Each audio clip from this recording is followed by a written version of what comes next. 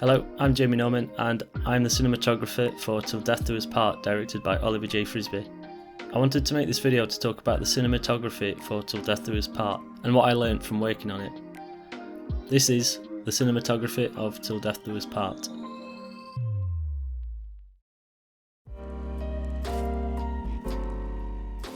The idea behind the film came from exploring the theme of loyalty.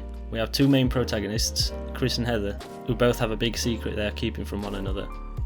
In terms of lighting, Ollie and I knew that we could light in one of two ways. Naturalistic, which attempts to emulate and enhance the naturally occurring ambient light in each set, or expressionist, which involves altering the colour, quality and shape of light in an unrealistic way. We wanted the film to draw the audience closely into the story and present the characters in a more objective style, so we chose to go with naturalistic lighting. Going into each set, I would examine where the light falls naturally and put up lights to emulate and enhance that ambient light. We used practicles such as lamps and other sources of light such as windows to shape the light naturalistically. In the scene where we filmed inside the car, lighting was limited by budget and space, so we ended up using practical lighting only. Ideally, we would have used portable LED lights, but we actually got some unique results from using the street lights to roll across our subject's face.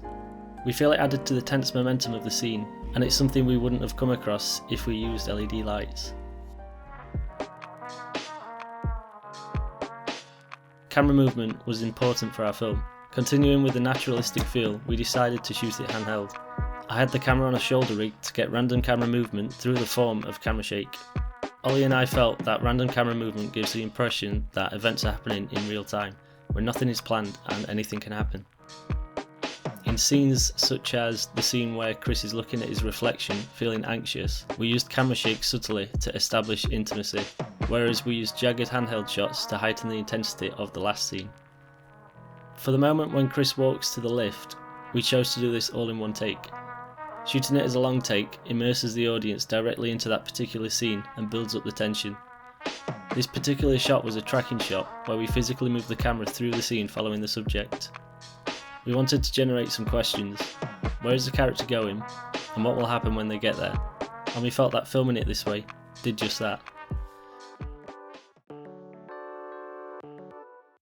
Till Death Do Us Part was the first film I had worked on as a cinematographer.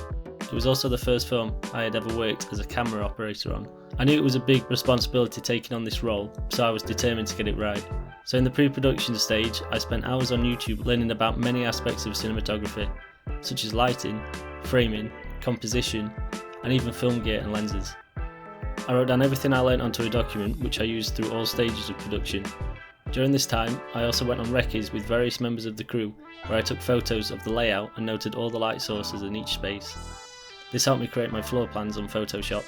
From all the research and recce's, I was able to create a shot list and floor plans, which helped me accurately create the shooting schedule and meant we were well prepared for each shoot. Looking back at the film, everything went smoothly. We kept a schedule, I somehow managed to keep everything in focus, and we got just about enough coverage to tell the story the way we wanted to tell it.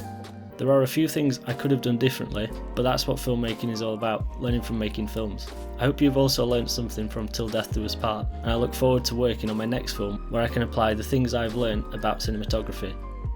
Thanks for watching, and if you enjoyed the content, please subscribe to Nitrate, where we've got more videos and more short films coming out. Thanks.